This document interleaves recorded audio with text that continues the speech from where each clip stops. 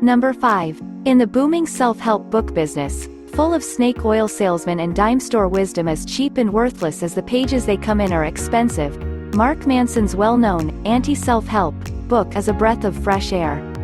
Right from the title, he lets the reader know they're in for something different, and the amusing collection of powerful insights he provides are more than worth the cost of admission. The basic premise of the book is that people care too much about the wrong things and not enough about those which really matter. In the words of the author himself, it's all about deciding on the appropriate and effective fuck allocation for any given situation. As the title suggests, this is a subtle art.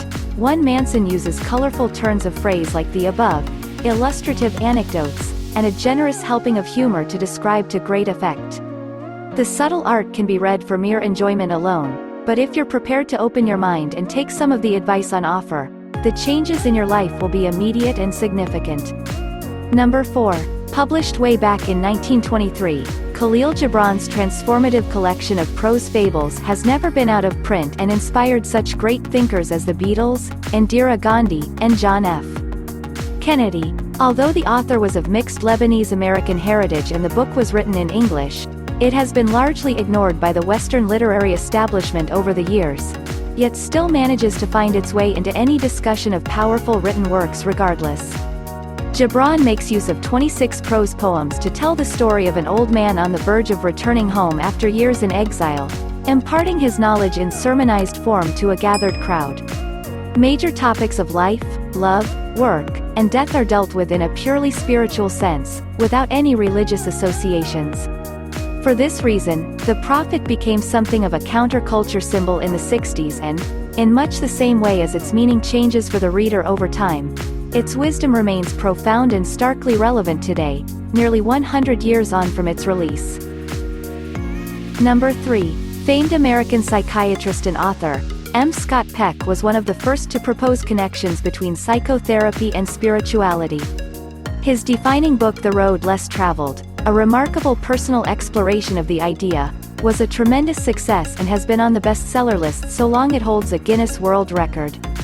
Beginning with the memorable line, "Life is hard," the book explores the idea that overcoming difficulty begins with accepting it, a concept that has since become a cornerstone of psychology and the self-help profession.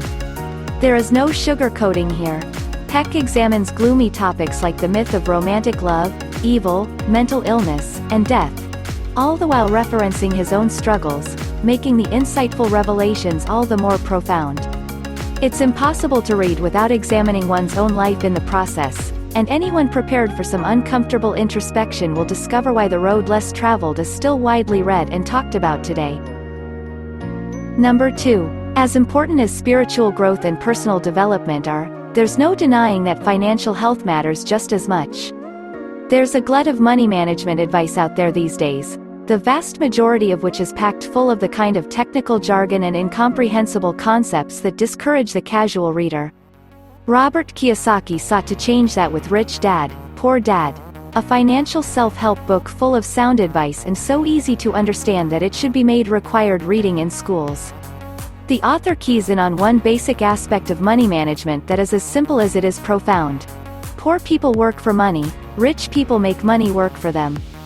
While most individuals spend their lives piling up debt, the financially astute focus on asset accumulation.